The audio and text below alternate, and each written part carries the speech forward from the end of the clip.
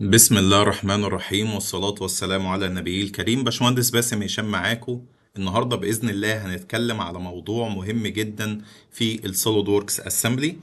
طبعا احنا المرة اللي فاتت خلاص عرفنا بالفيديوهات اللي فاتت الادفانسد ميتس تكنيكس عاملة ازاي وايه هي الحاجات اللي ممكن تسرع عملية الاسمبلي.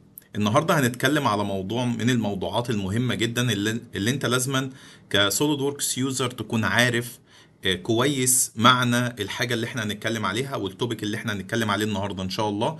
هحاول بإذن الله اقول لك التفاصيل كلها والتفاصيل اللي تقدر ان انت تستفيد منها باذن الله وتبقى فاهم السوفت وير اللي انت بتستخدمه بيفكر ازاي وبيتعامل ازاي. الفكره ان احنا طول الوقت يا باشمهندسين كنا بنكون الاسمبلي او في معظم الاوقات كنا بنكون الاسمبلي بطريقه اسمها البوتوم اب.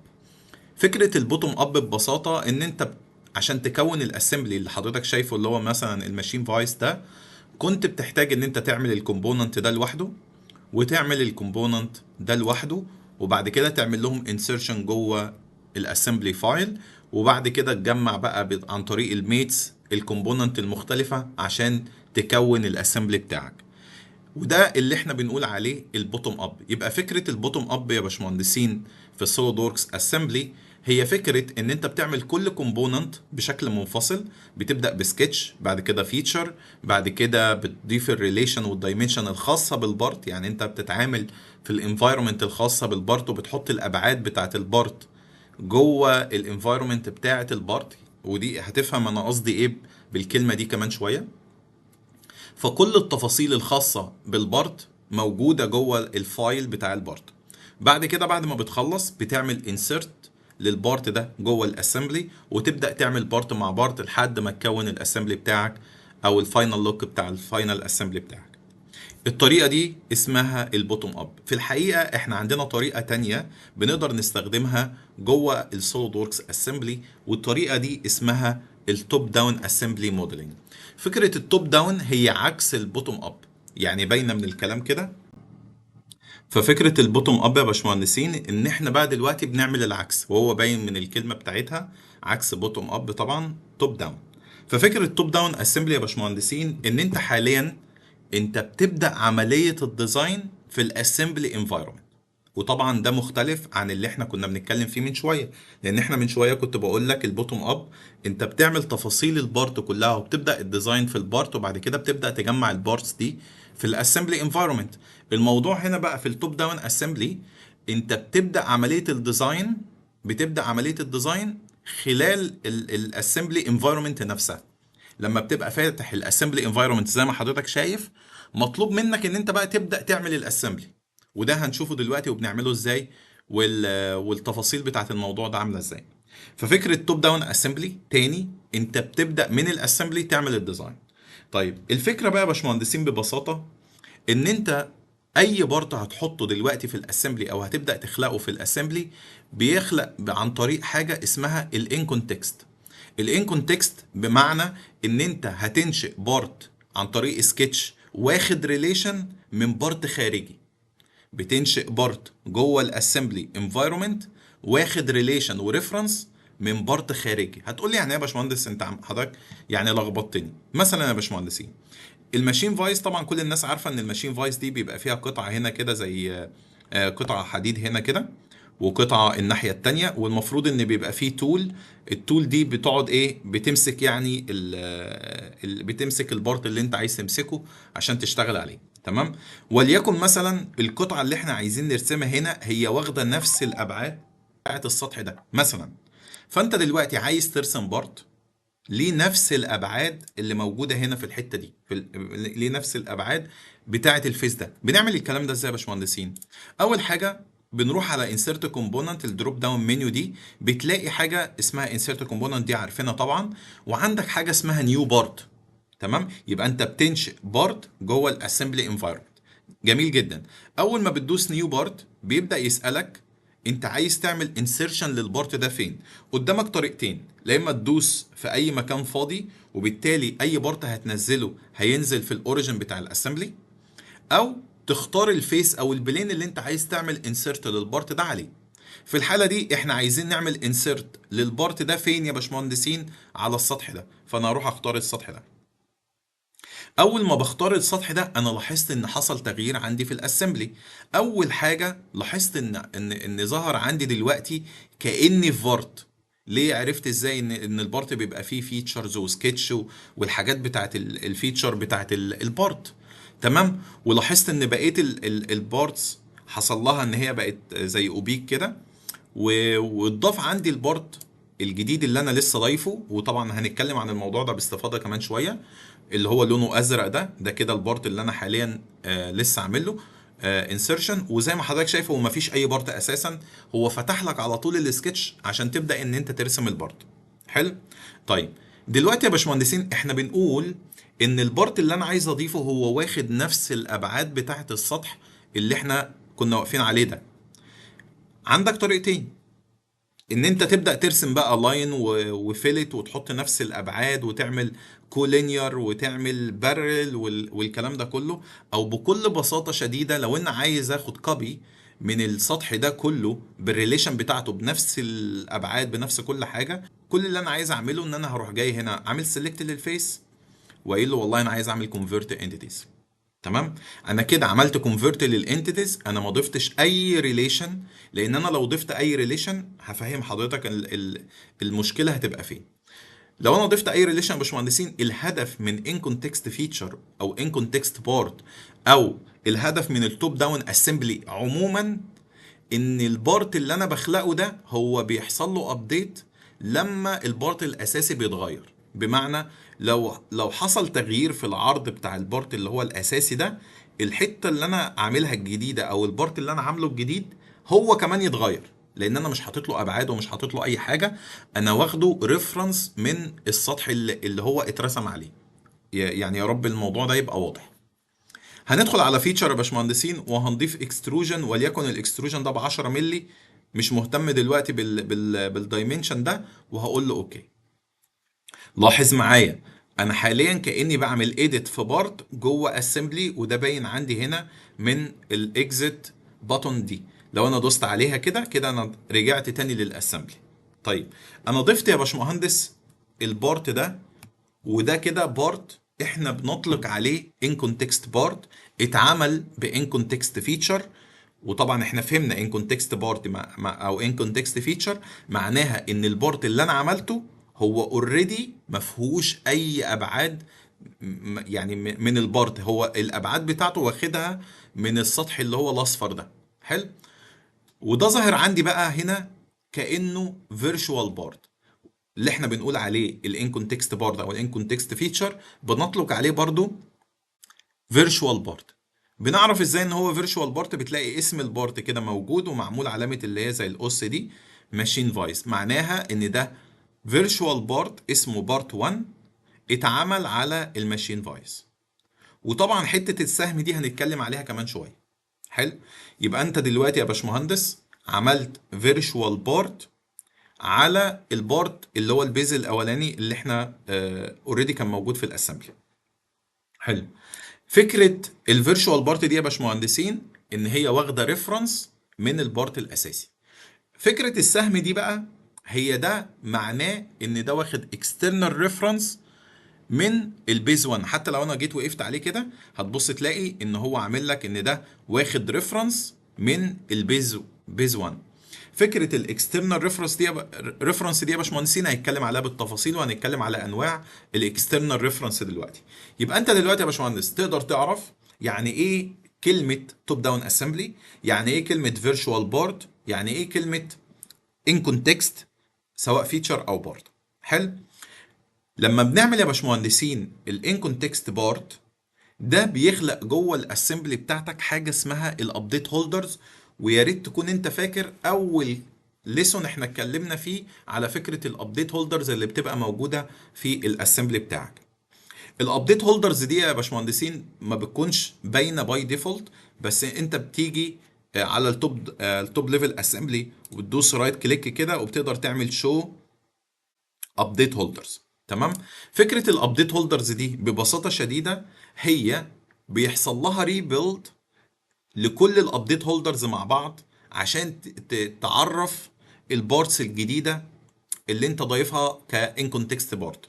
تمام. يبقى فكره الابديت هولدرز دي اساسا هي طريقه بتعرفك ان في فيرتشوال بارتس عندك موجوده في الاسمبلي، وان الابديت هولدرز دي هي دورها ان هي تعمل ابديت للريليشن والدايمنشن عشان تخلق البارت اللي انت لسه عامله كفيرتشوال بارت. تمام. برضو اتمنى ان الموضوع، انا عارف ان الموضوع ممكن يبقى بيلخبط شويه، بس انا عايزك ايه تركز معايا كده شويه، وان شاء الله كل الاسئله اللي في دماغك هيجاوب عليها. تمام. انا بحاول اكرر اكتر من بره، انا بحاول اكرر اكتر من مره، لان عارف ان الموضوع ده ممكن يبقى صعب شويه. فلو انت عندك اي مشكله سيب لي في الكومنتس ايه المشكله اللي موجوده عندك. تمام يا باشمهندس. يبقى انا دلوقتي عملت الفيرتشوال بارت الاولاني اللي هو اسمه البارت 1. تعالوا كده يا باشمهندسين، لو انا حبيت ان انا اعمل ايديت في البارت، طبعا لو انا في الاسمبلي عايز اعمل ايديت في البارت باجي بدوس رايت كليك وبعمل ايديت في البارت، فبيبدا يظهر لي البارت اللي انا عايز اعمل له تعديل باللون الازرق في الفيتشر مانجر ديزاين تري، وبيفتح لي كده الايه كل التفاصيل اللي اتعملت منها البارت، وتقدر ان انت تعدل اي فيتشر عن طريق برضو ان انت تروح ايديت فيتشر او ايديت سكتش زي ما انت عايز، وترجع تاني للايديت كومبوننت. نفس الموضوع تقدر تعمله في الفيرتشوال بارت. الفكره هنا يا باشمهندسين بقى اللي احنا عايزين نتكلم عليها، ان البارت 1 هتلاحظ ان الميتس بتاعته حاجه اسمها ان بليس. مع اننا يا باشمهندسين واحنا بنبني البارت ده عملنا حاجه اسمها، ركز معايا، عملنا حاجه اسمها ايه؟ انا نسيت اساسا. عملنا حاجه اسمها convert entities، مظبوط. فاحنا عملنا حاجه اسمها convert entities عشان نخلق البارت ده. ليه هنا حط ان الميت اسمها in place؟ فكره in place دي يا باشمهندسين هي طريقه بتضمن ان البارت ده يفضل ثابت مكانه، كانك عامل له لوك كده في اللوكيشن بتاعه. طبعا ممكن تعمل لها ديليت عادي جدا، ممكن تيجي عليها وتعمل لها ديليت، بس خلي بالك يا باشمهندس ان كل الابعاد دي متاخده من البارت الاصفر. بمعنى ان لو البارت ده او السكتش ده اتزحزح شويه يمين، هو خلاص ما بقاش عنده اي ريفرنس، وبالتالي مش هيخلق البارت اللي انت عامله فيرتشوال الا لو عملت يعني الاكسترنال ريفرنس في طريقه معينه ان انت تخلي البارت يبقى فلوتنج. بس انا عايزك تفهم فكره الام بليس دي، لان انت مبني بناء البارت ده بنيه بناء على الايدجز. فانت لو حركت البارت ده يمين شويه او فوق شويه او شمال شويه، خلاص الريفرنس بتاعه ما بقاش موجود، فهو مش عارف هيتخلق ازاي. ده الموضوع باختصار في كلمه ام بليس. تمام. طيب الفكره دلوقتي يا باشمهندسين احنا عايزين نضيف كمان بارت. البارت ده هنضيفه على الناحيه التانيه من الماشين فايس، من هنا على البيس 2. وطبعا البارت ده بيكون فيه جزء كده نازل لتحت شويه، فاحنا برضو هنعمل نفس الموضوع اللي احنا عملناه عشان نضيف الفيرتشوال بارت الاولاني. تعالوا مع بعض نجرب الموضوع تاني عشان الموضوع يثبت معاك اكتر واكتر. هعمل انسيرت للبارت، نيو بارت، واختار الفيس اللي انا عايز اعمل عليه انسيرشن. اوتوماتيك هيفتح لي السكتش. هبدا اعمل على الفيس ده سيلكت واقول له كونفيرت انتيتيز. طبعا انا مش عايز كل الرجول دي اللي هي موجوده تحت دي، مش عايزها تبقى موجوده معايا. فكل اللي انا اقدر اعمله ان انا اسلكت واعمل ديليت، اسلكت واعمل ديليت. ممكن برضو نعمل ديليت للايدجز دي، نرفع الرجل دي شويه كده.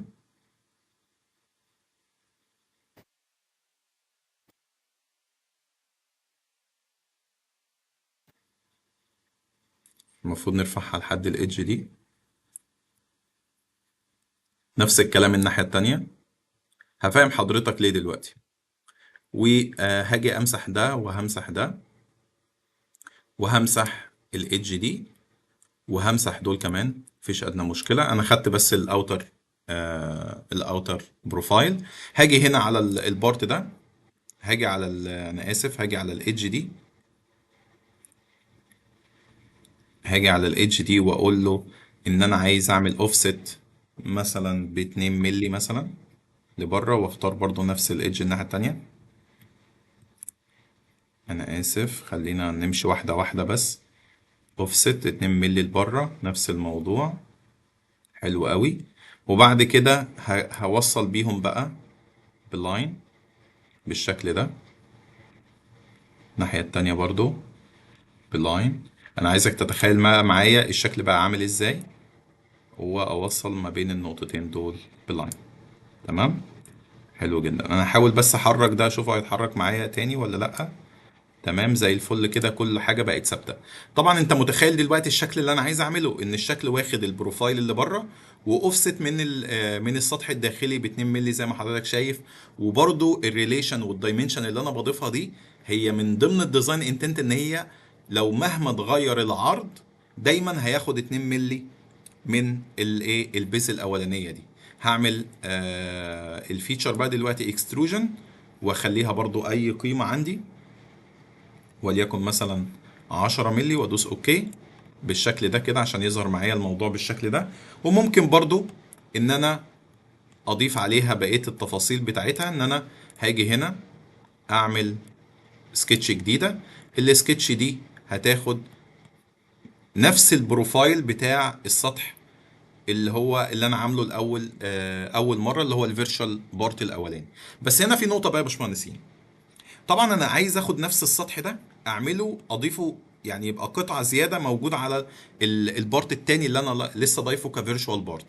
هل يا باشمهندس تروح تاخد من البارت اللي هو الفيرتشوال تعمل له كونفرت انتيتيز وتاخد الابعاد بتاعته، ولا تاخد من البيز 1؟ انا بسالك انت السؤال ده كبديهيا، انما انا ممكن يعني مش صح ان انت، مش قصدي ممكن ما تجيبه صح او ممكن تجيبه غلط عادي. تمام. الفكره بس انا عايزك تشغل دماغك معايا. يفضل ان انا اخده من الكونفرت انتيتيز البارت اللي انا عامله فيرتشوال، ولا اخده من الاساس اللي انا اللي هو البارت الاساسي اساسا اللي كان موجود في الاسمبلي؟ بالتاكيد انا متوقع ان اللي اجابتك البديهيه والمنطقيه ان هو لا، انا هاخده من البيز 1 اللي هو البارت الاساسي اللي كان موجود. ليه؟ يعني انت اوريدي واخد من ده الريفرنس عشان تاخد الفيرتشوال بارت، هتروح تاخد من الفيرتشوال بارت ريفرنس عشان تعمل فيرتشوال بارت تاني. فيعني انت كده كانك بتعرض الموديل بتاعك ككونسبت ان هو يحصل له مشكله. تمام.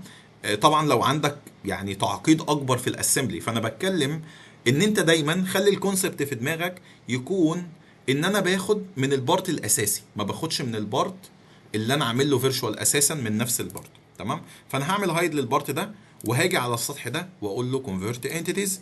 تمام بالشكل ده كده. جميل جدا. واعمل اكستروجن برضو وليكن ب 10 مللي مفيش مشكله، واخليه بالشكل ده واقول له اكزit للبارت، واعمل شو للبارت التاني. ما شاء الله.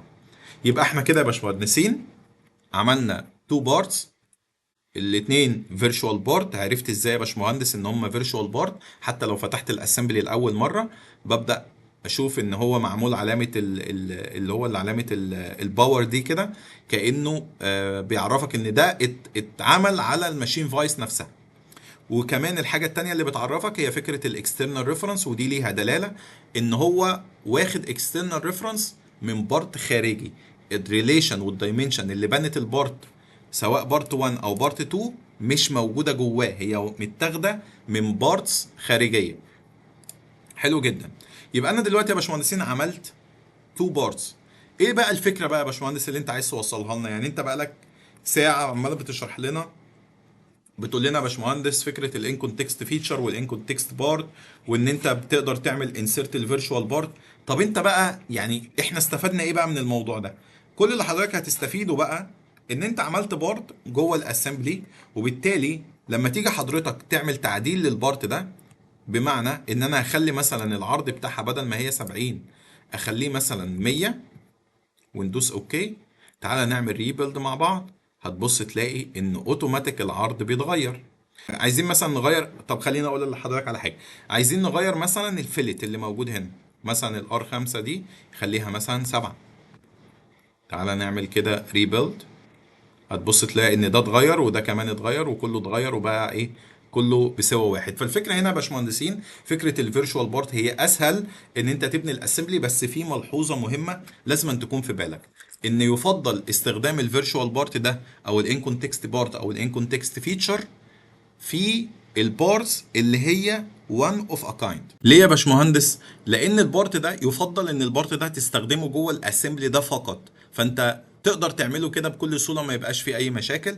لان البارت ده لو انت هتستخدمه في اكتر من اسمبلي تاني يفضل ان انت تعمله لوحده كبارت، عشان ما يبقاش عندك اكسترنال ريفرنس للبارت ده متاخد من اسمبلي وبعد كده تيجي تعمل له انسيرت في اسمبلي تاني فيحصل مشكله في الريفرنس. فيفضل لو انت بتبني ان كونتكست بارت تبنيه لو هو وان اوف ا كايند، يعني لو هو حاجه واحده مخصوصه باسمبلي معين، هو ساعتها تبني ان كونتكست بارت وانت مطمن، او لو الديزاين بيحكم عليك ان انت تعمله ان كونتكست يعني.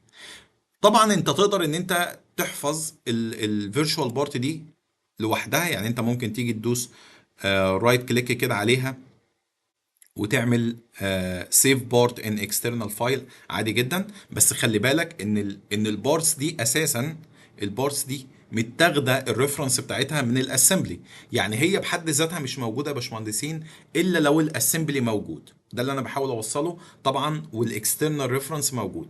لما تيجي تعمل سيف از للفيرتشوال بارت بيسألك انت عايز تحفظه جوه الاسمبلي ولا عايز تحدد مكان ولا عايز تحفظه في نفس مكان الاسمبلي. انت بتقدر تتحكم في الموضوع ده، بس مش هي دي النقطة بتاعتنا. يعني انا قصدي ان انت ممكن دول الفيرتشوال بارت تحفظهم كاكسترنال فايل لوحدهم، ما يبقوش جوه الاسمبلي.